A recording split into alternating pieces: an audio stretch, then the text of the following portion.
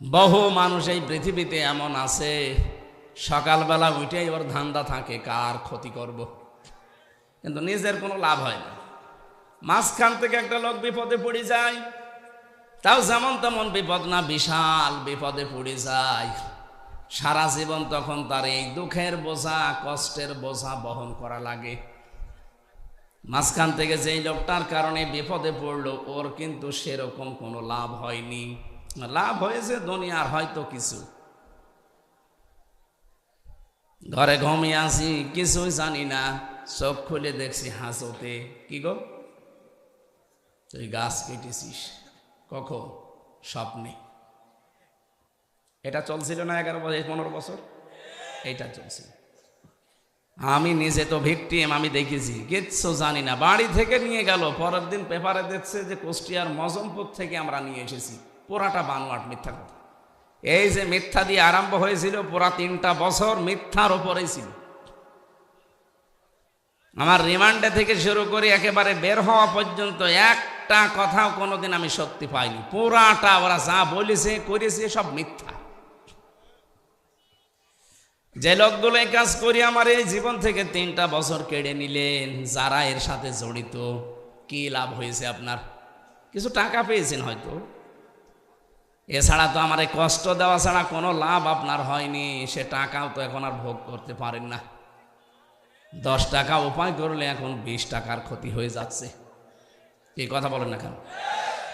আমার মামলার আয়ু থেকে শুরু করে একেবারে টপ টু বটন যে কয়টা আমি চিনি, এই গত পরশুদিন একজনের খোঁজ পেলাম নাকি ক্যান্সার হয়েছে রক্তের ভেতরে। কি হবে এই লোকটার এখন? আমার বাবার কাছ থেকে আকিস গ্রুপ থেকে 32 লাখ টাকা খেয়েছিল। কত? 32 লাখ সব মিলে। না না, 32 লাখ তো আকিস গ্রুপের কাছে খেয়েছে। আমার বাবার কাছ থেকে প্রথমেই নিয়েছে 10 লাখ, বলেছে 50টা মামলা দেব, নয়তো টাকা দেন তাড়াতাড়ি। তো গ্রাম্য মানুষ তো ভয়েই দিয়ে দিয়েছে। এইভাবে এই 3টা বছর বিভিন্ন কায়দা কৌশল করে করে টাকা নিয়েছিল। সব মিলে 2 গ্রুপের কাছ থেকে আমার বাবা আর আকিস গ্রুপ মিলে আমার মনে হয় 50 লাখের উপরে খেয়েছে তারা।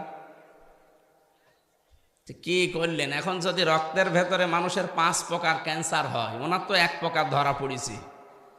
ও যা নিয়েছিলেন এখন তো 14 বংশ বিক্রি করে ঔষধের পয়সা হবে না। কি কথা বোঝেন আমার? এই জন্য অবৈধ ইনকাম যারা করে, চর্ম চোখে দেখতে মনে হয় টাকা পয়সা মাল পানি ভালোই আসতেছে, কিন্তু না, একদিক থেকে যদি আসে 10 দিকে যাওয়ার রাস্তা খুলে যায়। যারা এই যে সুদ খান, টাকা ছেড়ে রাখে, টাকা আসে নাকি এলাকায় সব নেই? হ্যাঁ, এখানে যারা এই কাজে আছেন, আপনি মায়ের সাথে জেনা করছেন, হ্যাঁ, আপনি যাই নাউজুবিল্লাহ বলেন আর আলহামদুলিল্লাহ বলেন, আপনি এই কাজে আছেন। এর 33টা গোনা হয় সুদ খেলে। নিম্ন গোনা মায়ের সাথে জেনা করা, আর উপরের গোনা আল্লাহ রসুলের সাথে যুদ্ধ করা। তো উপরেরটা যদি নাও করেন, অন্তত নিচেরটা তো করছেন। এই যারা টাকা ছেড়ে রেখেছেন, 1000 টাকা দিলে মাসে মাসে আরো 200 টাকা বেশি দেয়। যারা এ কাজ করছেন, এটা ছেড়ে দেওয়া লাগবে ভাই, নাই তো আপনার নামাজ, রোজা, হজ, যাকাত যাই করছেন, দান সাদগা, এসব মাঠে মারা যাচ্ছে। সুতরাং এইগুলো থেকে বেশি বাঁচিয়ে রাখা লাগবে না, যে নামাজ যেন অন্তত বেঁচে থাকে, আমার রোজাটা যেন অন্তত হয়, এজন্য সুদ ছেড়ে দেওয়া লাগবে। যারা যারা এগুলো করছেন ছেড়ে দেবেন, হাত তোলেন তো কারা ছাড়বেন? ও, এলাকায় সুদ চলছে তাহলে, ভালোই আছে, ঠিক আছে। আপনারা যখন হাত তুললেন যে ছেড়ে দেবেন, আলহামদুলিল্লাহ। আপনি সুদের টাকা মাসে মাসে নাই 20,000 ইনকাম করলেন, দেখবেন আপনার 1 মাসে 30,000 টাকা চলে যাওয়ার রাস্তা আল্লাহ তৈরি করে দেবে। হয়তো এমন একটা অসুখ দেবে যে 20,000 টাকার ওষুধই লাগে। বলেন তো, রোগ দেওয়ার সঠিকভাবে বলবেন মালিককে। ওয়াইদা মারিদতু ফাহুয়া ইয়াশফিন, আমি যখন অসুস্থ হই আমাকে শেফা দেয় কে? ঔষধ তো একটা ওসিলা। উনি যদি বলে যে না হবে না, তামাম দুনিয়া খেয়ে ফেললো, আপনি সুস্থ হবেন না। এ বিশ্বাস আমাদের আছে তো? এই যে দোয়াটা বললাম, ওয়াইদা মারিদতু ফাহুয়া ইয়াশফিন, এটা আমাদের জাতির পিতার দোয়া, ইব্রাহিম আলাইহিস সালামের। উনি দোয়া করেছিলেন, ওয়াইদা মারিদতু ফাহুয়া ইয়াশফিন, যখন আমি অসুস্থ হই আমাকে শেফা দেয় কে? এই জন্য অবৈধ ইনকাম করি আসবেন ঠিক, এমন একটা অসুখ লাগিয়ে দেবে, 20,000 টাকা উপায় হলে দেখা যাচ্ছে 25,000 টাকা চলে যাচ্ছে বিভিন্ন রাস্তায়। নিজেকে কন্ট্রোল করেন, এরকম বড় বড় বিপদ থেকে আল্লাহ আপনাকে বাঁচিয়ে রাখবে ইনশা আল্লাহ। কিছু মানুষের চেহারা হবে কুকুরের মতো। কুকুরের কাজ কি? 2টা কুকুরকে আপনি পাশাপাশি খাবার দেবেন, একটাকে যা দিয়েছেন ও কিন্তু সারা দিন খেয়ে শেষ করতে পারবে না, এরপরও পাশেরটায় হামলা দেয়। এটা কুকুরের স্বভাব। এই বাংলাদেশে বহু মানুষের স্বভাব এরকম ছিল, ওর নিজের যা আছে মরণ পর্যন্ত খেলেও শেষ হতো না, এরপরও জনগণেরটায় হামলা দিয়েছে। এগুলো কিয়ামতে যখন উঠবে দেখবেন মানুষের আকৃতি থাকবে না, ওদের আকারের উপরে কুকুরের চেহারা ভেসে উঠবে। কেন? ওয়ালাকাদ কাররামনা বানি আদম, আমি বনি আদমকে সম্মানিত করেছি, এত সুন্দর করে এর চেহারাটা বানালাম, মায়ের পেটে আমি ওকে হারাম খাওয়াইনি। কথা বলছে না কেন? মায়ের মাসিক অসুখ বন্ধ করে রক্তটা আমি নাভির ভেতর দিয়ে দিয়েছি, তাও মুখ দিয়ে দেইনি, এটা পবিত্র রাখলাম। অথচ দুনিয়ায় যাবার পরে এই পবিত্র মুখ দিয়ে কত অপবিত্র জিনিসের ভেতরে লাগায়। এই বিড়ি সিগারেটও কিন্তু ওই পর্যায়ে পড়ে। সুতরাং এটা যারা খান এটা বন্ধ করবে। কি একটা আইন হয়েছিল না স্যার, যে বিড়ি প্রকাশ্যে সিগারেট খেলে কত টাকা জরিমানা জানো? 50 টাকা। আছে এখন আর কো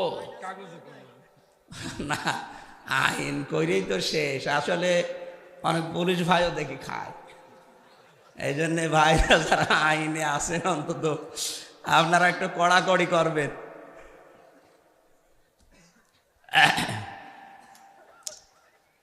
3 নম্বরে কিছু মানুষের চেহারা আল্লাহ বানাবে শকুরের মতো। শকুরের কাজ কি? নিজের মেয়েকে বউকে দেখবেন নিয়ে যায় যে কচু খেতে ছেড়ে দেয়, নিজে এক জায়গায় বসে থাকে। এটা শকুরের স্বভাব। এটা বহু মানুষ এমন আছে, নিজের বউ যদি সুন্দরী হয় ও দিশায় পায় না, করবে কি? আরো সুন্দর করে বিউটি পার্লারে সাজায়, মেয়েকে সাজায়, রাস্তাঘাটে যায়, অনুষ্ঠানে যায়, বিয়ের বাড়ি যায়, নিজে এক জায়গায় বসে বসে গল্প করে, আর ওগুলো সব আল্লাহর রাস্তায় ছেড়ে দেয়। ওটাকে আল্লাহর রাস্তা? শয়তানের রাস্তা।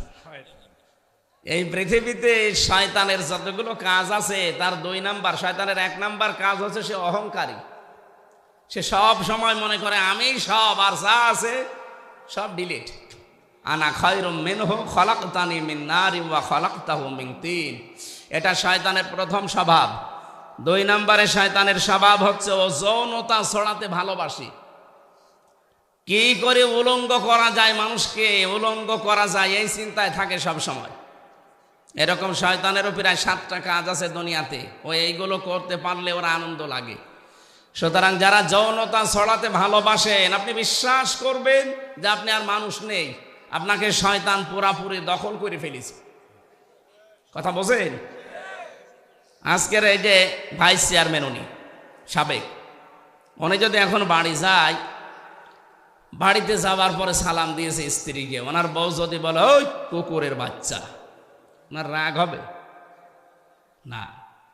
জ্ঞানী মানুষ হলে রাগ হবে না, চিন্তা করবে কি গো, এ তো শিক্ষিতা মেয়ে, এ ধার্মিক বংশের মেয়ে, আর আমার কোনোদিন মুখের ওপরে মুখ তুলে কথা বলে না, আজকে আমারে গালি দিচ্ছে, ঠিক করে জিনে ধরেছে।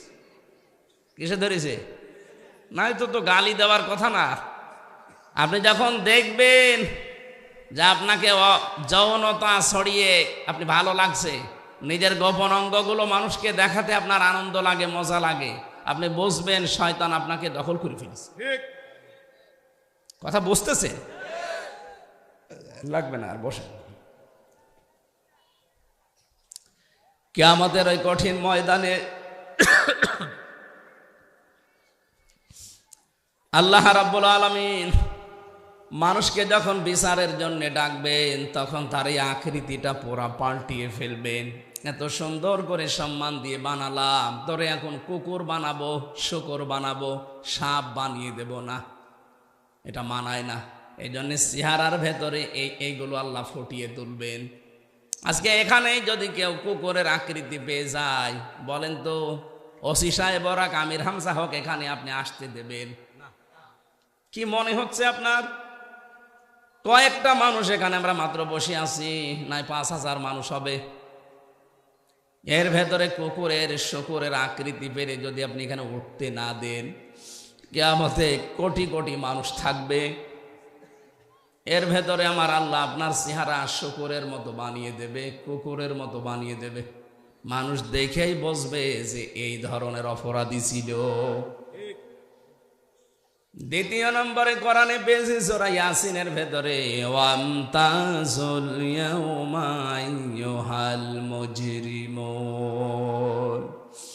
হাসরের ময়দানে আল্লাহ নিজে একটা ঘোষণা দেবেন, হে অপরাধী যারা, পাপিষ্ট যারা, আমার নেককার বান্দাদের থেকে আলাদা হয়ে যা। আজ হয়তো আমার অপরাধগুলো শরীরে লেখা নেই, এজন্য অনেকে টের পায় না।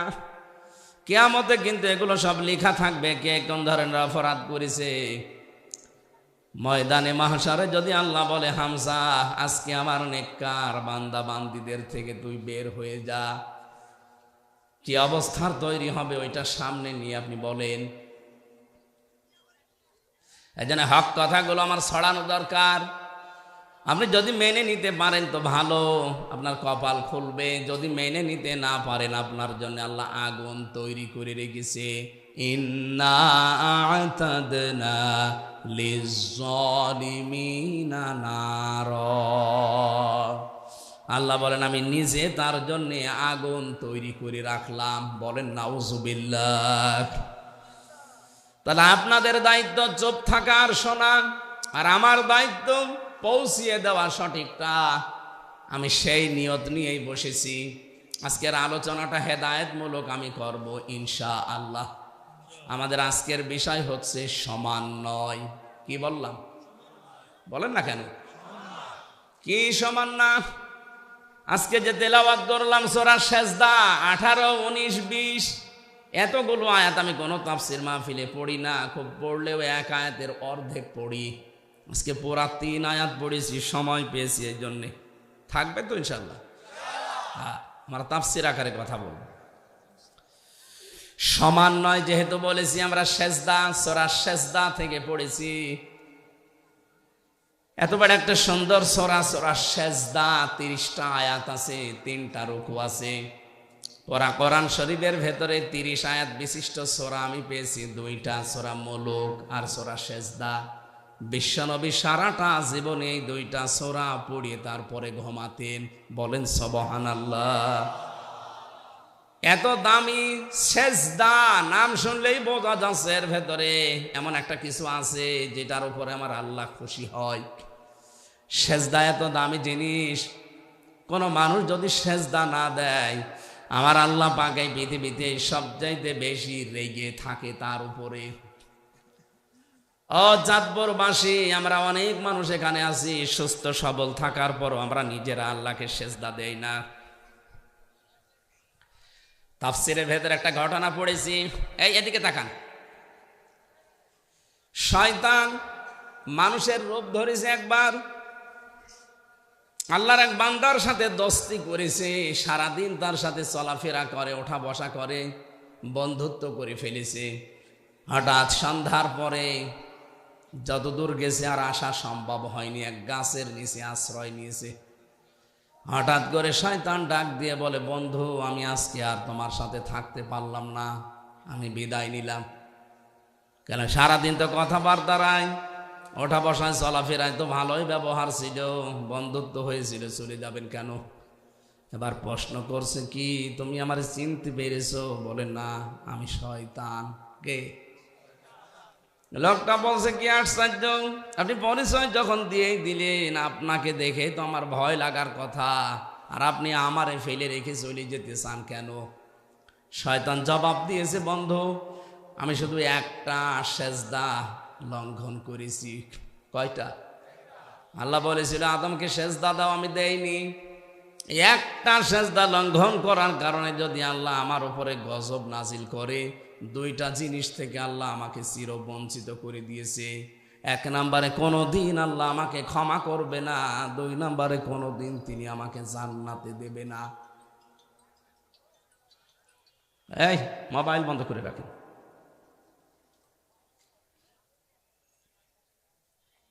অথচ আজকে 24 ঘন্টা তোমার সাথে আছি, 24টা ঘন্টায় তোমার ওপরে 17টা সেজদা ফরজ ছিল। কয়টা? 17টা সেজদা অন্তত ফরজ। 34টা সেজদা ফরজ ছিল, 17 দুকোণে একটা সেজদাও তুমি তো দিলে না। আমার ভয় হচ্ছে আমি একটা লঙ্ঘন করে যদি গজব প্রাপ্ত হই, তুমি 17 দুগুণে 34টা সেজদা দাওনি, আল্লাহ যে কি গজব নাজিল করবে তার কারণে আমিও পুড়িয়ে সারকার হয়ে যেতে পারি। চাঁদপুরবাসী, যেহেতু এলাকা মুসলমান বেশি, অন্য ধর্মের লোক সেরকম নেই, আমরা জানি সেজদা দেন না। আপনি মুসলমান দাবি করেন কোন কারণে? নবীজি জানিয়েছেন একজন অমুসলিম আর মুসলমানের ভেতরে পার্থক্য প্রথমে এইটা যে মুসলমান সেজদা দেবে, অমুসলিমরা সেজদা দেয় না।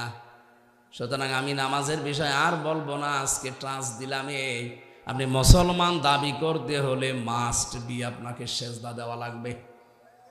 কি আজরাইল যতদিন না আসে এই গুরুত্বপূর্ণ বিধানটা আপনি ছেড়ে দেবেন না। সেজদা যদি কেউ ছেড়ে দেয় ফরজটা, তাহলে আল্লাহ বলেন আমি নিজে ওর দায়িত্ব ছেড়ে দেই। আল্লাহ যদি আপনার দায়িত্ব ছেড়ে দেয়, আপনি 1 সেকেন্ডও শুদ্ধভাবে চলতে পারবেন না। এই যে চলাফেরা করেন, মনে করছেন আমার বাবার দেওয়ার শরীরে চলি, এক পা ফেলতে হলে প্রতিটি কদমে আল্লাহর ফেরেশতার সাহায্য লাগে। প্রত্যেকটা কদমে কদমে আল্লাহ ফেরেশতা দিয়ে রেখেছেন। যদি ওনারা দায়িত্ব পালন না করে আপনি হাঁটতেও পারবেন না। এই জন্য আল্লাহ জানিয়েছেন আমি যখন দায়িত্ব ছেড়ে দেব তখন পদে পদে বিপদে পড়বে। আমি মাঝে মাঝে এই শব্দটা নিয়ে ভাবি যে আমরা বেঁচে আছি এটা একটা আশ্চর্য, আমরা মরে যাই এটা স্বাভাবিক। মানুষ মরবে এটা স্বাভাবিক বিষয়, মানুষ মরেই যাবে, কিন্তু যে বেঁচে আছি এটাতে কতগুলো অর্গান কাজ করছে আমার এই 3.5 হাত বডিতে। এই যে কথা বলতে পারি, এক একটা কথা বিজ্ঞান এখন প্রমাণ করছে। খলাকাল ইনসান আল্লামাহুল বায়ান, এই আয়াতের তাফসিরে পড়েছি এক একটা কথা তৈরি হতে 27টা স্তর পার করা লাগছে। এতটুকু একটা কণ্ঠ, এই জায়গায় 27টা স্তর পার করে একটা কথা তৈরি হয়। আমি যখন ভেতর থেকে মনে করি যে কথা বলবো, এই কথাটা ভেতরে 27টা ধাক্কা লাগে। কত? 27টা স্তর পার করে শেষ পর্যন্ত মুখ দিয়ে বের করে দিচ্ছে। তাফসিরের ভাষা হচ্ছে প্রতিটি স্তরে একজন ফেরেশতা বসে আছে। এর কাছে ও ওর কাছে, ও ওর কাছে ভাবে দিতে থাকে। সর্বশেষ এসে একজন ফেরেশতা বলে যা কথাটা বের করে দিলাম। যদি একজন ফেরেশতাও দায়িত্ব পালন না করে আপনি জীবনেও কথা বলতে পারবেন না, শুধু গা গো শব্দ করবেন। কথাটাই যদি এই হয়, বাকি এখনো যেগুলো আছে এগুলো আরো গুরুত্বপূর্ণ। এই মাথার ভেতরে সামনে আছে ফ্রন্টাল লব, অক্সিপিটাল লব, প্যারাইটাল লব, এরকম 70টা জিনিস দিয়ে সাজানো এই মাথাটা। এক একটা বিষয়ের উপরে 6টা 8টা 12টা করে তার দেওয়া আছে। কম্পিউটার এখানে ভেড়ান, আপনাকে আমি দেখাচ্ছি, এই মুহূর্তে আপনার ঈমান আরো বেড়ে যাবে। কি ঘিসিমিসি করা আছে এর ভেতরে। প্রত্যেকটা তার আমাদের এই শরীরের 24 ঘন্টা কাজ চালাচ্ছে। একটা তার যদি আল্লাহ অকেজো করে দেয় আপনি পাগল হয়ে যাবেন। অনেকে বলে না যে তার কাটা, এমনি বলে। হালকা যদি একটু আপনার ঢিলা হয়ে যায়, কাটা না, তারটা যদি ঢিলা হয়ে যায় আপনি পাগল হয়ে যাবেন, নিজের পায়খানা নিজে খাবেন। রব্বুল আলামিন বলেন আমি সবগুলো আমার এই ফেরেশতা দিয়ে তোর শরীরটাকে চালাচ্ছি, এই জন্য তুই বেঁচে আসিস যেটা আশ্চর্য, তুই মরে যাবি এটা স্বাভাবিক। আল্লাহ দায়িত্ব নিয়ে নিয়েছেন এই ফরজ সেজদার কারণে। যারা সেজদা দেয় না আল্লাহ বলেন দায়িত্ব আমি নেই না, ছেড়ে দেই। বলেন নাউজুবিল্লাহ। এরকম বহু কথা তাফসিরের ভাষায় শুধু সেজদার নামকরণে লেখা আছে। এত গুরুত্বপূর্ণ একটা বিধান সেজদা। কি বললাম? মানুষের এই 3.5 হাত বডির ভিতর তাকালেই বোঝা যায় যে মানুষকে আল্লাহ বানিয়েছে সেজদা দেওয়ার জন্য। এই হাত দিয়ে, কপাল দিয়ে, নাক দিয়ে এই পৃথিবীতে আর কোনো সৃষ্টি সেজদা দিতে পারে না। গাছও সেজদা দেয়, খালি লম্বা হয়, ছায়াগুলো লম্বা হয় বিকালবেলা, ওইটা ওর সেজদা। গরুগুলোও সেজদা দেয়, রাতের বেলা জাগর কাটে, এইটা ওর সেজদা। এক কথা বুঝতেছেন? কিন্তু আমাদের মতো এইভাবে সেজদা পৃথিবীর কোনো সৃষ্টি দিতে পারে না, এই জন্য আমাদের দাম এত বেশি। এখন সেজদায় আপনি দেন না, আপনার দাম তো কুকুরের চাই তো খারাপ হয়ে যাবে। আজকে থেকে ফরজ সেজদা আর ছেড়ে দেবেন? আলহামদুলিল্লাহ। আমরা 18, 19, 20 এই সূরা থেকে পড়েছি, এবার তেলাওয়াত করছি তাফসীর করার জন্য। রব্বুল আলামিন বলেন, আফামান কানা, না আফামান কানা নাই তো, আফামান কানা মুমিনান কামান কানা ফাসিকা লা ইয়াস্তাবুন।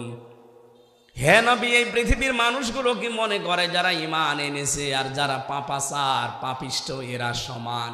না, এরা কখনো সমান না। পৃথিবীতে যারা ঈমানদার আর যারা ঈমান আনে নাই এরা আল্লাহর কাছে কখনো সমান না। এই জন্য আমরা যারা এই দেশে ঈমান আছে, ঈমানের দাবি আমরা যারা মানতে পারি, বিশ্বাস করে নিতে পারেন যে মানুষগুলো এখনো ঈমান আনে নাই, অথচ ঈমান আনার পরেও অনেকে ঈমানের দাবি পূরণ করে না, তারা আর আমরা জীবনেও সমান। বলেন বলেন।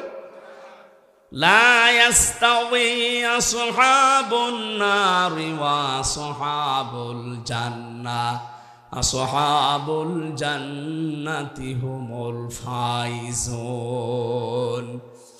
কখনোই সমান না, যারা জাহান্নামে যাবে আর যারা জান্নাতে যাবে এরা কখনো সমান না। যারা জান্নাত পাবে এই মানুষগুলোর জীবন সফল। ও চাঁদপুরবাসী, হেদায়েতের নিয়ত কথাগুলো শোনেন।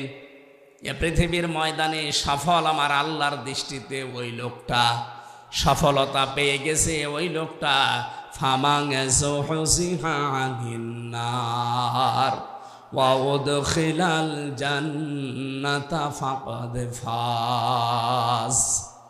সূরা আলে ইমরানের 185 নম্বর আয়াতের মাঝের অংশে আছে, রব্বুল আলামিন বলেন, যেই লোকটাকে আমি আল্লাহ আস্তে আস্তে জাহান্নামের কাজগুলো ছেড়ে দেওয়ার তৌফিক দেই, জান্নাতের কাজগুলো আস্তে আস্তে করার সুযোগ করে দেই, এই লোকটার জীবন সফল। আপনি এখন নিজের কি ভাবেন তো, জাহান্নামের কাজ কি আপনি ছেড়ে দিতে পারছেন? জান্নাতের কাজের দিকে কি এগিয়ে যেতে পারছেন? এটা প্রথম অর্থ। দ্বিতীয় অর্থ হচ্ছে চূড়ান্ত সফলতা ওই মানুষ পাবে যাকে জাহান্নামের আগুন থেকে মুক্ত করে আমি আল্লাহ জান্নাতি বলে ঘোষণা দিয়ে দেব।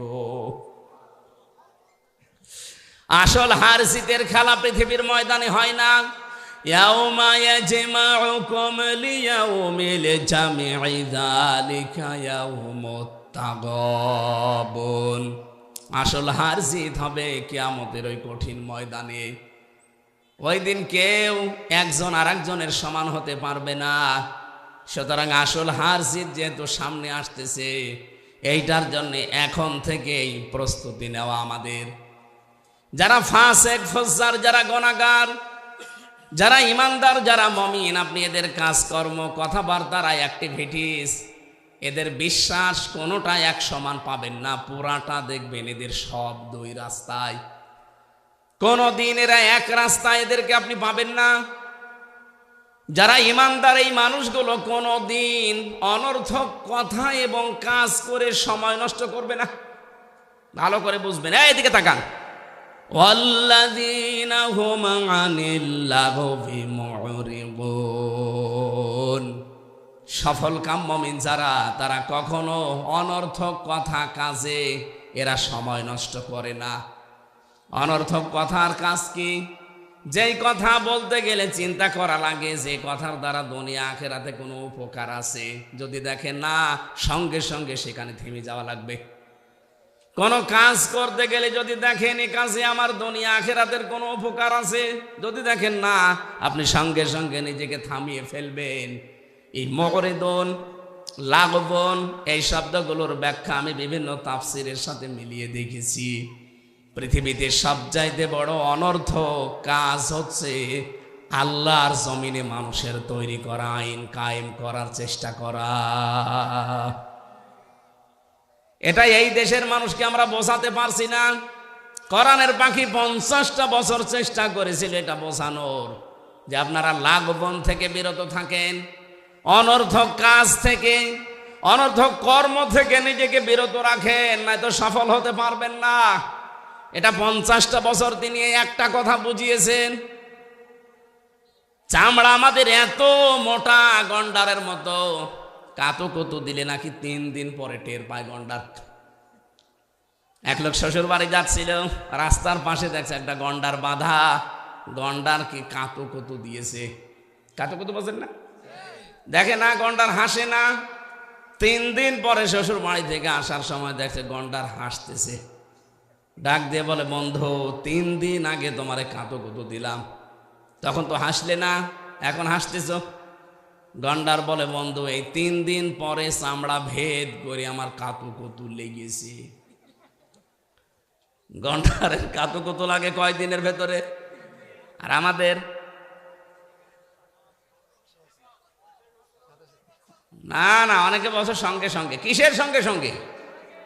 এত কাতুকুতু দেওয়া হয় কোরআন দিয়ে, হাদিস দিয়ে, আখিরাতের কথা দিয়ে, কয় কিছুই তো মনে হয় না, আগে যা ছিল তাই। এই জন্য আজকে আমরা কাতুকুতু দিচ্ছি কোরআন দিয়ে, যারা অনর্থক কথা এবং কাজে আছেন। পৃথিবীতে যত অনর্থক বিষয় আছে, সবচাইতে অনর্থক হচ্ছে মানুষের তৈরি করা আইন।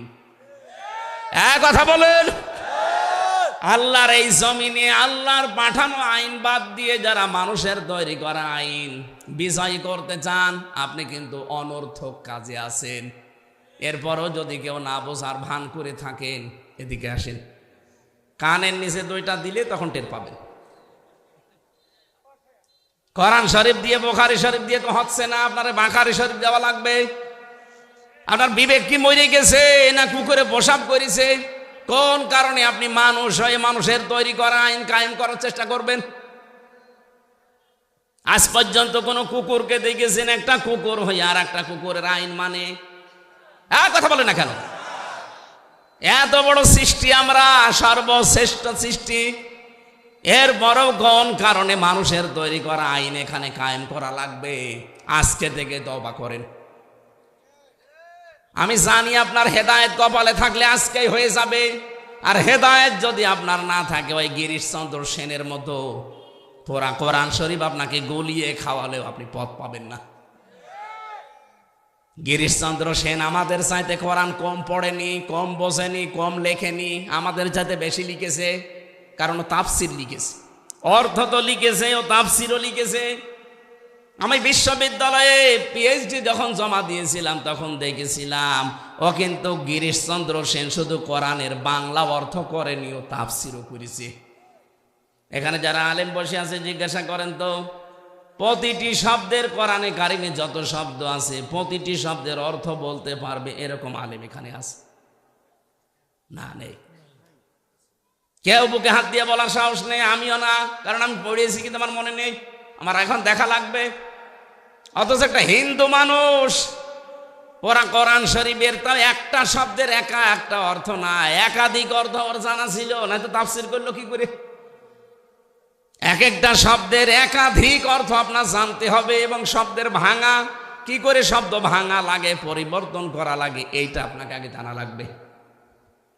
ওই যে আমি শব্দ বললাম না, সামিয়া, সামিয়া দিলে এমনি অর্থ হবে শোনো, আর ফাস্তামিউ দিলে গুরুত্ব সহকারে, মনোযোগ সহকারে। মানিত্তাবা আল হুদা বিগাইরিল কোরআন আদাল্লাহুল্লাহ, তিরমিজি শরীফের হাদিস। নবীজি বলেন, কোরআনে কারিম বাদ দিয়ে যদি হেদায়েত পাওয়ার জন্য পৃথিবীর কোন জায়গায় কেউ যায়, তার মন যতই ভালো থাক, আদাল্লাহুল্লাহ, আল্লাহ নিজে তাকে দায়িত্ব নিয়ে গোমরা বানিয়ে দেবে। শব্দটা কিন্তু আদাল্লাহ ইয়াউদিল্লু, এটা বাবে ইফাল। আসল শব্দ দল্লা, দল্লা ইয়াউদিল্লু, এর বাংলা অর্থ দাঁড়াবে যদি ৮৬ মজাররদ থেকে আসে, ৩ অক্ষর বিশিষ্ট শব্দ থেকে আসলে বাংলা অর্থ হবে আপনি নিজেই নিজেকে গোমরা বানিয়ে ফেলেছেন। কিন্তু আদল্লাভাবে ইফাল থেকে আসার কারণে অক্ষর বেড়ে গেছে, এজন্য বাংলা অর্থ দাঁড়াবে আপনি হয়তো গিয়েছিলেন, আপনার নিয়ত ভালো ছিল, কিন্তু কোরআন সেখানে চলে না, কোরআনের কর্মসূচি নেই। এই জন্য আল্লাহ নিজে দায়িত্ব নিয়ে আপনাকে আরো গোমরা বানিয়ে দেবে। এখানে একটা শিক্ষা আছে, বলেন তো হেদায়েত দেওয়ার একচ্ছত্র মালিকানা কার? নাকি আমাকে হালকা পাতলা আল্লাহ দিয়েছে? এই যে প্রথম থেকে তো ওইটাই বলছে যে হেদায়েতের মালিক আমি না, নবীকে পর্যন্ত আল্লাহ দেয়নি। ইন্নাকা লা তাহদি মান আহবাবতা ওয়ালাকিন্নাল্লাহা ইয়াহদি মাইয়াশা ওয়া হুয়া আ'লামু বিল মুহতাদিন। হে নবী, আপনি যাকে ভালোবাসেন তাকে হেদায়েত দিতে পারবেন না, আমি আল্লাহ যাকে পছন্দ করি তাকে দেই, আর আমি জানি যে হেদায়েত পাবে কে। আ'লামু ইসনে তাফসীর। এবার আসেন তো আয়াতের শিক্ষা এবং ব্যাখ্যা কি। বিশ্বনবী নিজের আপন চাচাকে বহু চেষ্টা চালিয়েছিলেন হেদায়েত দেওয়ার জন্য, কিন্তু পারেন নাই, কারণ তার মন ছিল না। কি ছিল না? বলেন বলেন। এই গিরিশচন্দ্র সেন, এই বেটা কোরআন শরীফ পড়েছে, বুঝেছে, লিখেছে, কিন্তু ওর মন নেই, হেদায়েত পাওয়ার মতো ওর মন ছিল না। এই জন্য আল্লাহ ওকে হেদায়েত দেয়নি। মরে যাওয়ার পরে ওর জানাজাও হয়নি, কাফন দাফনও দেয়নি, পুড়িয়ে ফেলেছে। আমি যেটা বোঝানোর জন্য হাদিসটা বললাম, আদাল্লাহুল্লাহ, নবীজি বলেন আল্লাহ নিজে তখন দায়িত্ব নিয়ে নেয় আপনাকে খারাপ বানাতে। আল্লাহ যদি হেদায়েত দেওয়ার পরিবর্তে খারাপ বানিয়ে দেয়, কোন বাবা আছে আপনাকে হেদায়েত দিতে পারে বলেন তো? আরো জোরে বলেন। এই জন্য হাদিসের বাস্তবতা আমরা দেখতে পাই বাংলাদেশে ৪৮,০০০ পীর এই দেশে সরকারি জরিপে কত? ৪৮,০০০। অধিকাংশ দরবারে দেখবেন কোরআন চলে না, কোরআনের নিয়ম নীতি কর্মসূচি সেখানে নেই, সেখানে চলে বাবাদের নিয়ম। বলেন। এই জন্য হাজারো মানুষ ভালো হওয়ার নিয়তে চায়, কিন্তু ভালো হওয়ার পরিবর্তে আরো মুশরিক হয়, পীরের পায়ে সেজদা করে। এরকম পীর দেশে নেই? আপনার থানায় আছে? মনে করছেন হুজুর কিছু জানে না, সব খবর আমার কাছে আছে। মানুষ হয়ে যারা মানুষের সেজদা নেয়, এ তো টাটকা নির্ভেজাল মুশরিক। কথা বলেন। আমার কুষ্টিয়ার লালনের মাজারে মানুষ যায় ভালো হওয়ার নিয়তে, অথচ আগে গাঁজা খেত না, ওখানে গিয়ে গাঁজা খায়। ও কি ভালো হয়েছে না খারাপ হয়েছে? খারাপ হইলো কেন? কারণ ওখানে কোরআন নেই, কোরআনের কর্মসূচি আপনি পাবেন না। ওখানে শুধু প্রকাশ্যে সেজদা হয় লালনের মাজারে। অনেকে বউ ছেলে মেয়ে সব নিয়ে চলে যাচ্ছে কুমিল্লা, চাঁদপুর, নোয়াখালী থেকে, মনে করে যে আল্লাহর ওলি ঘুমিয়ে আছে, যায় যে দেখে শুধু গাঁজা। বাংলাদেশে একটা জায়গা আছে যেখানে পুলিশ পাহারা দিয়ে নিশ্চিন্তায় গাঁজা খাওয়ায়, একটা জায়গা আছে, কোনো চিন্তা নেই। যদি গাঁজা একেবারে নির্ভেজাল ভাবে খেতে চান, ওই মাজারে যাবেন, ওখানে কোরআনের কোন নিয়ম নীতি বলবেন, চলতেও দেবে না, চলেও না। যেহেতু কোরআন নেই, এই জন্য ওখানে যারা যায় ভালো হওয়ার পরিবর্তে আরো কি হয়? আরো জোরে বলেন কি হয়? এই জন্য আজকে সিদ্ধান্ত নেওয়া লাগবে, শুধু হাদিস শোনা না। যেহেতু আদাল্লাহুল্লাহ, আল্লাহ নিজে খারাপ বানায়। বাংলাদেশে যেই দরবারে কোরআন চলে না, কোরআনের নিয়ম নীতি নেই, ওই দরবারের প্রতিষ্ঠাতা যদি আমার বাবাও হয়, আমি ওখানে আর নেই। বলেন, এটা মানা যাবে না ইনশাল্লাহ? এই থানা থেকেই শুরু করবেন নাকি এই থানা এসব নেই? আছে। দ্বিতীয় পয়েন্টটা বলি নাকি এটা বাদ দিয়ে দেব? না, বলেন বলেন বললে হবে না, মানা লাগবে। মানবেন তো ইনশাল্লাহ? দ্বিতীয় পয়েন্টটা আমি এবার বলছি, মানবেন কারা? আগে হাত তোলেন। হ্যাঁ, আন্দাজ হাত তোলবেন না কিন্তু, মুনাফিক হয়ে যাবেন। চিন্তা ভাবনা করে হাত তোলেন। তোলেন, এই দেখেন তো হাত তোলেনি কে? হ্যাঁ, আলহামদুলিল্লাহ। এই যে একজন হাত তোলেনি, তো আমারটা তোলার দরকার নেই, থাক। বাকিগুলো মানে কিনা দেখেন। তাহলে এখানে যেমন সহজভাবে বুঝলেন, কোরআন যেখানে দরবারে চলে না, ওই দরবারের প্রতিষ্ঠাতা আমার বাবাও যদি হয়, আমি ওখানে নেই, আমি থাকলে আমাকে খারাপ বানিয়ে দেবে কে? বাংলাদেশে 48টা নিবন্ধিত রাজনৈতিক দল আছে, আর নিবন্ধন এখনো পাইনি, এগুলো মিলাই প্রায় 73টা। যেই রাজনৈতিক দলের কর্মসূচিতে কোরআন নেই, কোরআনের নিয়ম নীতি চলে না, ওই দল যদি আমার বাবাও প্রতিষ্ঠা করে, ওই দলে আমি নেই। এইবার অত জোরে বলবে না, আমি জানি এইটা মানতে গেলে তো ওয়াজ শেষ। এটা মানবেন না, অত জোরে আন্দাজে মিথ্যা কথা বলেন কোন কারণে? আপনি মানবেন না, আমিও জানি। এই জন্য এটা আসতে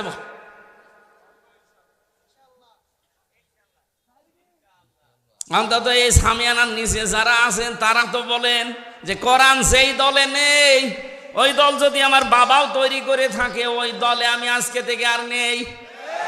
কারণ ওখানে যদি আমি থাকি, আমাকে গোমরা বানিয়ে দেবে কে? যান, ওয়াজ হয়ে গেছে, এবার মোনাজাত করে দিই। যে না মানে এর চাইতে আর কি দামি ওয়াজ আছে বাংলাদেশে দেখান, আমি সেই ওয়াজ করব। ওয়াজ হয়ে গেছে না, মেনে নিতে পারলে এটাই যথেষ্ট। সারা বাংলাদেশে আমি এই হাদিসটা বলেছি, মানুষ যেভাবে হাত তুলে কথা দেয়, সব মানুষ যদি এই কথাটা ঠিক রাখতে পারতো, এদেশের সামনে কোরআনের রাজ কায়েম হওয়া কোনো ব্যাপারই না। কারণ কোরআন যেখানে নেই, আমি সেখানে নেই। তাহলে অনেক দল এমনি মাইনাস হয়ে যাওয়ার কথা না। যারা এই কথা বলতে পারে যে কোরআনের সাথে রাজনীতির কোনো সম্পর্ক নেই, ওদেরটা তো আগে মাইনাস হবে। অথচ আমার এই ছোট্ট মাথায় কোরআনে কারিমে রাজনৈতিক কথা আমি পেয়েছি 903 জায়গায়, এই না 918 জায়গায়। 918 জায়গায় ডাইরেক্ট ইনডাইরেক্ট মিলিয়ে আছে, রাজনীতি করা লাগবে কোরআন দিয়ে। আর যেই মানুষটা বলে যে কোরআনের সাথে রাজনীতির কোনো সম্পর্ক নেই, ওর পেটে বম মারেন। কোরআন মানে কি বলতে পারবে না। কোরআন মানে কি? বহুল পঠিত পাঠ্য, এটা বলতে পারবে?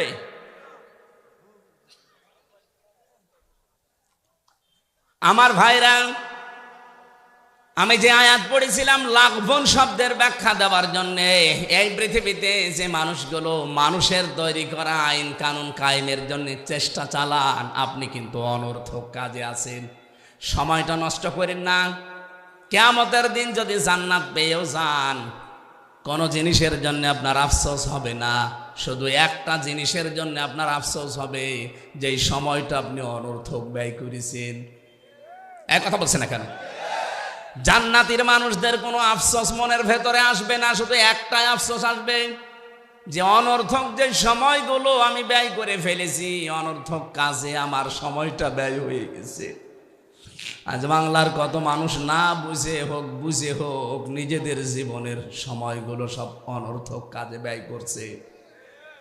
আমি জেলখানার ভেতরে বাবর মিয়াকে দেখেছিলাম, এই যে লুৎফুজ্জামান বাবর, কয়েকদিন আগে বের হয়েছে। ওনার পাশের যে ছেলে আমি ছিলাম, দেখতাম কি জিকির করছে, লোকটা মনে হচ্ছে একেবারে টাটকা খাস আল্লাহর ওলি হয়ে গেছে। 17 বছর জেল খাটল। আমি আর একজনকেও পেয়েছি জেলখানায়, ইসলামী আন্দোলনের সিপাহ সালার, আমাদের রাহবার জনাব এটিএম আজহারুল ইসলাম। আল্লাহ রাব্বুল আলামিন লুৎফুজ্জামান বাবরের মতো তাকেও যেন আমাদের মাঝে আবার ফিরিয়ে দেন। তার জীবনেও 17 বছর কেটে গেল। রাব্বুল আলামিন কোরআনের পাখিকে তুমি আর ফেরত দিলে না, জালেমদের হাতে তুলে দিলে, অন্তত এই মানুষটাকে আমাদের মাঝে ফেরত দাও। তার বহু স্যাক্রিফাইস আছে ইসলামের জন্যে। তার যে মেধা, তার যে যোগ্যতা, তার যে লেখাপড়া আমি দেখেছি। জেলের ভেতরে প্রায় 300-র উপরে বই পেয়েছি তার ঘরে। তার মাথা, এটা মাথা না কম্পিউটার। বলেন তো, একটা মানুষ 300টার উপরে বই যদি শুধু জেলখানায় পড়তে পারে, বাইরে সে কত বই পড়েছে। আমারে মাঝে মাঝে বই পাঠাতো কারারক্ষীকে দিয়ে, বলতো হামজাকে দিবা। কারাগারে রাত দিন এই বইটা আমি পড়েছিলাম প্রায় 7 বার এই 3 বছরে। ওটা পড়লেই যেন ইমান বেড়ে যায়। উনি আমাকে পাঠিয়েছিল প্রোডাক্টিভ মুসলিম, এটা পারিবারিক জীবন নিয়ে শুরু করা। এমন সুন্দর বই, পৃথিবীতে যত বই আমি পড়েছি তাফসিরের ভেতরে তাফহিমুল কোরআন 1 নম্বরে, আর সাধারণ জেনারেল বইয়ের ভেতরে এই প্রোডাক্টিভ মুসলিম 1 নম্বরে। আপনারা থাকলে কিনে পড়বেন। পারিবারিক জীবন থেকে শুরু করা, পরিবর্তন হয়ে যাবে ইনশাআল্লাহ। আমার ভাইরা, আমি আবার স্মরণ করাচ্ছি, যারা অনর্থক কাজে আছেন, কর্মে আছেন, এখনই আপনি নিজেকে থামান, নয়তো আফসোস যখন শুরু হবে চোখ বন্ধ হওয়ার পরে, কোনোদিন কিন্তু এই আফসোস আর শেষ হবে না। আজকে বারবার বলছি তো, অনেকের মন খারাপ হচ্ছে যে ছাতা বলে কি। আরে ভাই, আপনি এখন বাঁকা পথে চলছেন, আমি দেখতে পাচ্ছি। যতই বাঁকা হয়ে মরেন না কেন, কোনো জায়গায় যদি পড়ে মরে যান বাঁকা হয়ে, ফেরেশতারা কিন্তু বাঁকা হয়ে আপনাকে নেবে না। আমরা আপনাকে সোজা করে চকলেটের মতো মুড়িয়ে কবরে দেব। আপনি বাঁকা হয়ে মরে দেখেন, বাঁকা হয়ে কবরে দেওয়া হবে, সোজা করে দেওয়া হবে। এই জন্য এখনই সোজা হন। অনেকে এখনই বাঁকা পথ আরম্ভ করে ফেলেছেন। কত বাঁকা পথে মানুষ হাঁটতেছে আগস্টের 5 তারিখের পর থেকে। সাদাবাজি করা সোজা পথ না বাঁকা পথ? এক কথা বলছেন না কেন? এটা যারা করছেন তারা থামবেন। এখন যদি বলেন হুজুর আপনি আমারে বললেন, আমি আপনার নাম বলেছি, ঠাকুর ঘরে কে রে, আপনি এরকম করেন কেন? নিজেকে সংশোধন করতে পারেন না? আমার কোন দায় পড়েছে? আপনি জাহান্নামে গেলে আমার কোনো লস আছে? আপনি জান্নাতে গেলে আমার কোনো লাভ আছে? আমার লাভ লস একটা আছে, আমি যদি সঠিকটা তুলে না ধরি, কিয়ামতের দিন মামলায় বিচারে যখন শুরু হবে তখন আমি ধরা খেয়ে যেতে পারি। তখন এই লাখ বোনের ব্যাখ্যা আল্লাহ যখন জিজ্ঞাসা করবে, তখন আপনি আমার দিকে তাকিয়ে বলবেন, এই যে হামজা গিয়েছিল আমাকে বলেনি। পৃথিবীতে যত লাখ বোন আছে, অনর্থক কাজ আছে, আমি তো বললাম 1 নম্বরে এইটা মানুষের তৈরি করা আইন, এটা লাখ বোনের ব্যাখ্যায় পেয়েছি। আপনি ইবনে কাসির খোলেন, যত তাফসীর আমি পড়েছি, লাখ বোনের ব্যাখ্যায় মানুষের তৈরি করা আইন কানুন, এগুলো সব লাখ বোন অনর্থক কাজ। এটার জন্য আপনি সময় ব্যয় করেন, এটার জন্য আপনি শ্রম দেন, এটার জন্য আপনি দল করেন, এইটার জন্য আপনি আন্দোলন করেন। অথচ ওর বিপরীত যেটা, সেইটার জন্য আমরা করি, আর আপনি আমাদেরকে ধর্ম ব্যবসায়ী বলেন। এক কথা বলেন না কেন? সূরা নিসা ৭৬ নম্বর আয়াত খুলবেন, 5 নম্বর পারা 9 নম্বর পৃষ্ঠা, 1ম নম্বর লাইনে আছে, আল্লাযীনা আমানু ইউকাতিলুনা ফি সাবিলিল্লাহ ওয়াল্লাযীনা কাফারু ইউকাতিলুনা ফি সাবিলিত তাগুত ফাকাতিলু আউলিয়াশ শাইতান ইন্না কাইদাশ শাইতানি কানা দাঈফা। বলেন আল্লাহু আকবার। এই দুনিয়ায় যারা ইমানের দাবি করবে, তারা লড়াই সংগ্রাম করবে, তারা যুদ্ধ জিহাদ করবে, কিন্তু রাস্তাটা হবে আল্লাহর। আর যারা কাফের, ওরাও লড়াই সংগ্রাম করবে, ওরাও যুদ্ধ জিহাদ করবে, কিন্তু রাস্তা হবে তাগুতের, শয়তানের। আল্লাহ এতটুকু শেষ করে দেননি, ফাকাতিলু, তোমরা সংগ্রাম চালিয়ে যাও, লড়াই চালিয়ে যাও। ফাকাতিলু, একজন না বহু বচন এটা, ফাকাতিলু আউলিয়া শয়তান, যারা শয়তানের অনুচর আছে, শয়তানের যারা অনুসারী আছে, তাদের বিরুদ্ধে। এ কথা কার? আরো জোরে বলেন। সুতরাং আপনার রাস্তা আর আমার রাস্তা জীবনও সমান না। আপনি শয়তানের রাস্তায় আছেন, আর আমি আল্লাহর রাস্তায়। কারোর ভেতরে যদি এইটা থাকে যে ক্ষমতায় বসে শান্তি পাবো, শান্তি করব না, তার পেছনে থাকা জায়েজ নেই। আপনার উদ্দেশ্য থাকা লাগবে আল্লাহর এই আইনটা কি করে এখানে দাঁড় করানো যায়, কায়েম করা যায়। কারণ এইটাই নবীদের উদ্দেশ্য ছিল। ওয়াল্লাযী আরসালা রাসূলাহু বিল হুদা ওয়া দীনিল হক লিইয়ুযহিরাহু। এখানে যারা তাফসীর বসে জিজ্ঞাসা করবেন, এজহার মানে, এজহার মানে কি? না না, হ্যাঁ, এখানে বিজয় করা অর্থ হবে। এখানে এজহার মানে শুধুমাত্র প্রকাশ করা না, স্পষ্ট করা না, এজহার মানে বিজয় করা। সুতরাং নবীদেরকে আল্লাহ পাঠিয়েছিলেন এই জমিনে তার দিনকে বিজয় করার জন্য। আমরা তো নবীর পথে আছি, আমরা চাই এই দিনকে, এই জমিনের উপরে ৪৫০০ ধর্ম চলছে। কত? সারা দুনিয়ায় এখন 4,500 ধর্ম চলছে, সব কিছুর উপরে আমরা আল্লাহর ইসলামকে, এই কোরআনকে আমরা বিজয় করতে চাই। এটা যদি কারো কাছে ধর্ম ব্যবসা মনে হয়, হ্যাঁ এটা আমার ধর্ম ব্যবসা, এই কথা বলেন না কেন? এটা যদি মনে হয় যে এটা আপনি ধর্ম ব্যবসা করছেন, হ্যাঁ এটাই আমার ব্যবসা, আমি এইটাকে বিজয় করব, সে যে কোনো মূল্যে হোক। আলা দ্বীনি কুল্লিহি, যত ধর্ম আছে সবার উপরে, এটা আমার জীবনের শেষ টার্গেট। অলাউ কারিহাল মুশরিকুন অলাউ কারিহাল কাফিরুন, যদিও কাফের মুশরিকদের কাছে এটা অপছন্দনীয়, খারাপ লাগে। আরে ভাই, কাফের নাই খারাপ লাগতে পারে দিন কায়েমের কথা বললে, আপনি তো মুসলমান দাবি করেন, আপনার খারাপ লাগে কেন? তার মানে আপনিও কি মুশরিক? এই কথা বলেন না কেন? আপনি কি মুশরিক? আশা করছি ভুল বুঝবেন না। এই পৃথিবীতে আমাদের সব কিছু ব্যয় করার জন্য অলরেডি আমরা কিন্তু যেদিন শপথ নিয়েছি, ওই দিনই আল্লাহকে দিয়ে দিয়েছি। আমাদের প্রথমেই পড়ানো হয় এইটা, কুল ইন্না সলাতি ওয়া নুসুকি ওয়া মাহইয়ায়া ওয়া মামাতি লিল্লাহি রাব্বিল আলামিন। হে নবী, আপনি বলুন আমার নামাজ, আমার কুরবানি, আমার বেঁচে থাকা, আমার মরে যাওয়া, আমি সব আল্লাহকে দিয়ে দিয়েছি। তা আমি তো অলরেডি এটা দিয়ে দিয়েছি, এখন আপনি আমার কাছে আর কিছু পাবেন না, দিয়ে দিয়েছি। আমার মন মতো আপনি আর নামাজ পড়তে পারবেন না, নামাজ আমি পড়বো এখন আল্লাহর হুকুম মতো। নামাজ পড়াও যেমন ইবাদত, নামাজ ছেড়ে দেওয়া ইবাদত। নামাজ ছেড়ে দেওয়া ইবাদত না? হ্যাঁ না, মানে সূর্য যখন আপনি মাথার উপরে, সূর্য যখন উঠতেছে, সূর্য যখন ডুবতেছে, নামাজ পড়তে পারবেন? তাহলে নামাজ ওই সময় ছেড়ে দেওয়া কি? নামাজ পড়াও ইবাদত, নামাজ না পড়াও ইবাদত। এই জন্য ইন্না সলাতি, আমার যা নামাজ পড়া, নামাজ হোক, নামাজ বাদ দেওয়া হোক, আমি আল্লাহকে দিয়ে দিয়েছি। অনুসুকি, নুসুক মানে, নুসুকের অর্থ তিনটা হয়। 1 নম্বরে নুসুক মানে কোরবানি, 2 নম্বরে নুসুক মানে হজের ক্রিয়াকলাপ, 3 নম্বরে নুসুক মানে ইবাদত বন্দেগী। এই তিনটা অর্থই আছে তাফসিরে। তার মানে আমার কোরবানি, আমার ত্যাগ তিতিক্ষা, আমার রক্ত প্রবাহ করা, যা করব আমি সব আল্লাহকে অলরেডি দিয়ে দিয়েছি। আমি যে বেঁচে আছি, আমি যে মরে গেছি, সব আমি আল্লাহর জন্য দিয়ে দিলাম। এই অবস্থায় যদি আমি মরণের বিছানায় আষাঢ় খেয়ে পড়তে পারি, রাব্বুল আলামিন বলেন, আল্লাযীনা তাতাওয়াফাহুমুল মালাইকাতু তাইয়্যিবিনা ইয়াকুলুনা সালামুন আলাইকুম উদখুলুল জান্নাতা বিমা কুনতুম তা'মালুন। এভাবে সব আমি আল্লাহর জন্য নির্ধারিত করে দিয়ে, নিবেদিত করে দিয়ে যদি মরণের বিছানায় আষাঢ় খেয়ে পড়ি, আপনার মতো আমি পড়বো না, কারণ আমার সব পবিত্র করে আমি পড়েছি। রব্বুল আলামিন এবার 1টা 2টা না, হাজার হাজার ফেরেশতা পাঠিয়ে বলবে, তাজ্জিবিনা,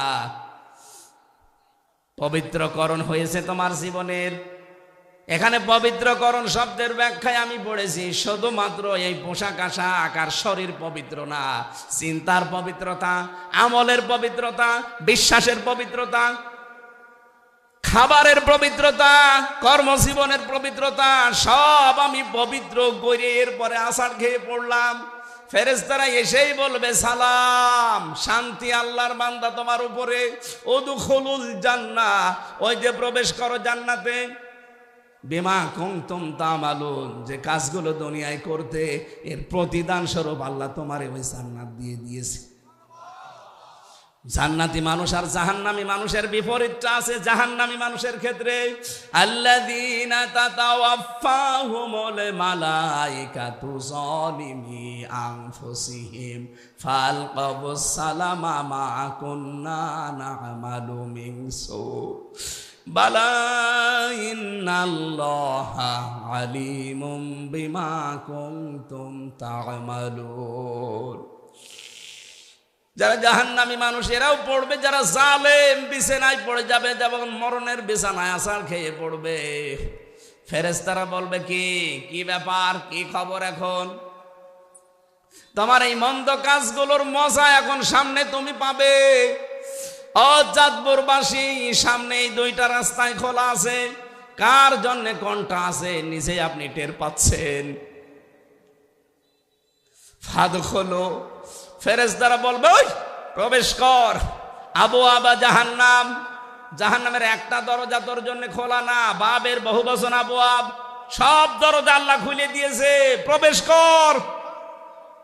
ফাদখুলু আবওয়াবা জাহান্নামা, কয়দিন থাকবি? খালিদিনা ফিহা, চিরদিন থাকবি এখানে। কুল্লামা আরাদু আইয়াখরুজু মিনহা উইদু ফিহা, বারবার ওরা বের হওয়ার জন্য চেষ্টা করবে, কিন্তু আবার তাদেরকে আল্লাহ ফিরিয়ে দেবে। ওয়াকিলা লাহুম যুকু আযাবান নারিল্লাযী কুনতুম বিহি তুকাদ্দিবুন, বলবে প্রবেশ কর ওখানে, আরেকটু মজা চাক। দুনিয়ায় জাহান্নামের কথা বলতে গেলে ঠাট্টা বিদ্রুপ করে উড়িয়ে দিতিস, এখন দেখ কেমন লাগে। মিথ্যা মনে হতো তোদের কাছে যে এরকম কিছু মনে হয়নি, আজকে তোরে আমি দেখাবো, দেখ কেমন লাগে। এই দেখ কেমন লাগে এই শব্দটা আমার আদালত চত্বরের দিকে বারবার নিয়ে যায়। যখন আদালতে মাজার ভেতরে দড়ি দিয়ে, ডান্ডা বেড়ি পরিয়ে, পেছনে হ্যান্ডকাপ দিয়ে পুলিশে টানতে টানতে আমারে নিয়ে যেত। আদালত চত্বরে অনেক নাফরমানকে আমি দেখেছি, এখন যারা জেলে আছে। আমি সালমান এফ রহমানকে দেখেছি কয়েকবার, দরবেশকে, ও টিপ্পনি কাটতো যে দেখ কেমন লাগে। এখন আমরা বলি যে দেখ কেমন লাগে, এক কথা বলেন না কেন? আপনাদের জেলার একজন বলতো ফিটনেস বিহীন, এক কথা বলছে না কেন? লাইসেন্স বিহীন। এখন আপনি দেখেন কেমন লাগে, আপনার তো ফিটনেসও নেই, লাইসেন্সও নেই, চেহারা কি হয়ে গেছে দেখেছেন? তাও তো এখনো ডিম দেয়নি। আমার রিমান্ডে 10 দিন, 10 দিনই আমাকে এই যে আঙ্গুল তুলে ফেলার, এই যে এইগুলো তুলে ফেলে না নখ, এই মেশিন নিয়ে এসে দেখাতো আর ডিম নিয়ে আসতো। যে এই কয়দিন রিমান্ডে 10 দিন মাটির নিচে আমার নিয়ে গেছে, প্রতিদিন আমার এই যে এই নখ তোলার ওইগুলো নিয়ে এসে বলতো এই যেগুলো নিয়ে নখ তুলি আমরা। শফিকুল ইসলাম মাসুদের নখ আমরা তুলেছি, দেলাওয়ারকে আমরা একেবারে ফুটবলের মতো পিটিয়েছি। যে অফিসার তাদের দায়িত্বে ছিল, আমারও দায়িত্ব, শয়তানগুলো ছিল, আমারে বলতো দেলাওয়ারকে আমরা তার গরম করে লজ্জাস্থানে ঢুকিয়েছি। ওর পুরুষত্ব নষ্ট হয়ে গেছে, চিকিৎসার পরে আল্লাহ এখন আবার ফেরত দিয়েছে। আমার আজকের তেলাওয়াত কিন্তু 2 নাম্বার আয়াতে কিন্তু এই কথাগুলো আসবে।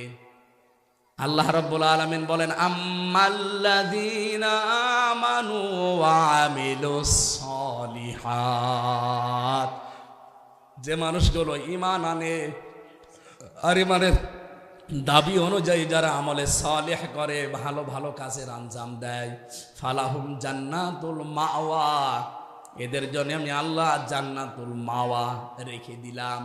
নুজুলাম বিমা কানু ইয়ামালুন, তাদের কাজকর্মের কারণে এটা তাদের মেহমানদারি। বলেন সুবহানাল্লাহ। আমরা এবার শব্দের দিকে যাই। আল্লাহ বলেন আম্মাল্লাযীনা আমানু, প্রথম যারা ঈমান আনে, কি করে? অজাতবরবাসী মন থেকে বলবেন ঈমান আমরা এনেছি না ঈমান পেয়েছি? পেয়েছি। বাপ দাদা মুসলমান ছিল, আমরা মুসলমান, কথা বলেন না কেন? আমরা কি সাহাবীদের মতো ঈমান এনেছি? না। আল্লাহ কিন্তু পুরা কোরআনে কোনো জায়গায় বলেননি যারা ঈমান পেয়েছো, না, প্রত্যেক জায়গায় বলেছে ইন্নাল্লাযীনা আমানু, নিশ্চয় যারা ঈমান এনেছে। ঈমান আনা আর ঈমান পাওয়া এক জিনিস না। আমরা যেহেতু পেয়েছি এই জন্য মূল্য নেই। যদি আনা লাগতো বেলালের মতো, তাহলে আহাত আহাত করতেন, তারপরও ঈমান ছাড়তেন না। কথা বলেন ঠিক কিনা? এবার আমার প্রশ্ন, ঈমান আনতে হলে কিন্তু একটা কাজ করা লাগে, তার নাম তাগুত ছেড়ে দেওয়া। তাগুত ছেড়ে না দিয়ে ঈমানের দাবি করলে ওর কোনো মূল্য নেই। এটাকে আমি বানালাম। সূরা বাকারার 256 নাম্বার আয়াতের মাঝের অংশে আছে ফামাইয়াকফুর বিত্তাগুতি ওয়া ইউমিন বিল্লাহ ফাকাদ ইসতামসাকা বিল উরওয়াতিল ওয়াসকা লা ইনফিসামা লাহা আল্লাহু সামিউন আলিম। রব্বুল আলামিন বলেন, কেউ যদি ঈমান আনতে চায় তার প্রথম কাজ হবে সে যেন তাগুত ছেড়ে দেয়। তাহলে সে একটা মজবুত রশি ধারণ করবে যা কখনো ছিঁড়ে যাবে না। এই বাংলাদেশের দিকে তাকান, যারা ঈমান এনেছে কিন্তু তাগুত ছেড়ে দেয়নি, তাদের ঈমানের কোনো মূল্য আজ নেই। বাইতুল মুকাররমের ইমাম তাগুত ছেড়ে না দিয়ে ঈমান এনেছিল, বাতাস পাল্টিয়েছে, সেও পাল্টিয়ে গেছে। কথা বলুন। আর ডক্টর শফিকুল ইসলাম মাসুদ, দেলাওয়ার হোসেন, সাইদিনা দেলাওয়ার হোসেন যেটা শিবিরের সভাপতি ছিল সাবেক, ঠাকুরগাঁও বাড়ি, যেটার ওই লজ্জাস্থানে তার গরম করে ঢুকিয়েছে জালেমরা। এরা ঈমান এনেছে কিন্তু তাগুত ছেড়ে দিয়ে।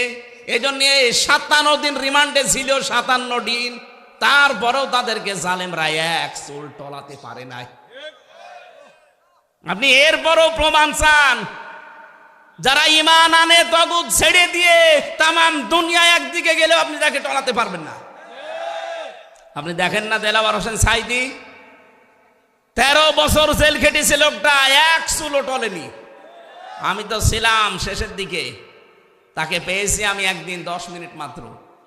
এখনো পর্যন্ত সেই ঈমান তার ছিল, অথচ ধরা পড়ার পরে তাকে অফার দিয়েছিল। আমারে বলতো, হামজা প্রথমেই আমারে অফার দিয়েছিল যে আপনি জামাত ইসলাম ছেড়ে দেন, আপনি নিজে একটা রাজনৈতিক দল খোলেন, অথবা নিজেই আপনি পীর হয়ে যান, হাজার হাজার মুরিদ আপনার হবে, কিচ্ছু চিন্তা নেই আপনার, এই জেলেও আর যাওয়া লাগবে না। ওই সময় যদি এটা করতাম, 13 বছর আমার জেল খাটা লাগতো না। উনি যেহেতু ঈমান এনেছিলেন কিন্তু তাগুত ছেড়ে দিয়ে, এই জন্য টলাতে পারে নাই। আর যারা ঈমান এনেছে কিন্তু তাগুত ছেড়ে দিয়ে না, এই মানুষগুলোর ঈমান আজ টিকে নেই। এই ফরিদউদ্দিন মাসুদ, ওর ঈমান টিকে আছে। ওরে আপনি এক জায়গায় নিয়ে 2টা বাড়ি দেবেন, ও আপনাকে বাপ বলতে যে চাচা বলে ফেলবে। জেলখানায় বহু আলেমকে দেখেছি ঈমান টিকিয়ে রাখতে পারে নাই, শেষ পর্যন্ত অনেককে তারা রবের জায়গায় বসিয়ে ফেলেছে।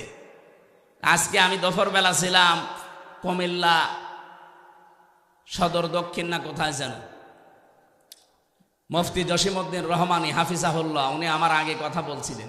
এক জায়গায় ছিলাম আমরা, ওনার যে ঈমান, ওরকম ঈমান এই দেশে হাজারো আলেমেরও নেই। উনি ঈমান এনেছে তাগুত ছেড়ে দিয়ে, আর আমরা অনেকে আজ ঈমানের দাবি করি তাগুতের সাথে মিলে থেকে। না তো কোনো মানুষ ওলামা লীগ করতে পারে একজন আলেম হয়ে?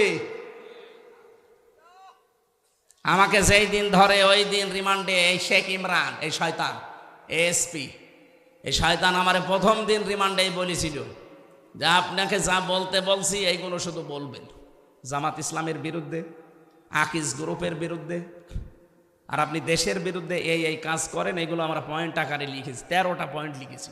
বলছে এটা শুধু আদালতে যে ম্যাজিস্ট্রেটের কাছে বলবেন, আপনাকে কালকে ছেড়ে দিব। মানে না, শুধু ছেড়ে দেব তা না, আমার অফার দিয়েছিল যে আমার কুষ্টিয়া বিশ্ববিদ্যালয়ে আপনাকে উলামা লীগের সেক্রেটারি বানিয়ে দেব। মানে শব্দ ওদের হাতের ভেতরে।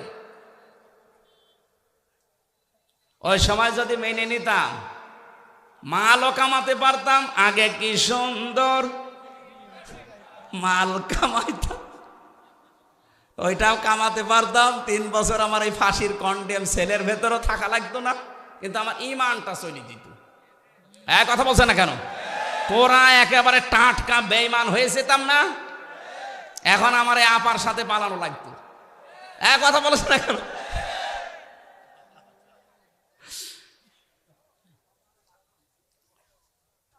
কোথায় গেলেন সেই ফিটনেস, সেই লাইসেন্স নেই আর, এখন সব শুকিয়ে গেছে। সেদিন আমি আদালতে হাজিরা দিতে গিয়েছিলাম, যে দেখি আপা নামতেছে, কিছুই নেই, মুখ একেবারে মনে হচ্ছে পেঁচার মতো শুকিয়ে গেছে। মানে পাশাপাশি তো নিয়ে যায়, ওনারে তোলে আর আমারে নামায়। জিজ্ঞাসা করতে গেলাম, আপা কেমন আছে? আর ফিটনেস নেই, লাইসেন্সও নেই, এখন থাকেন পড়িয়ে।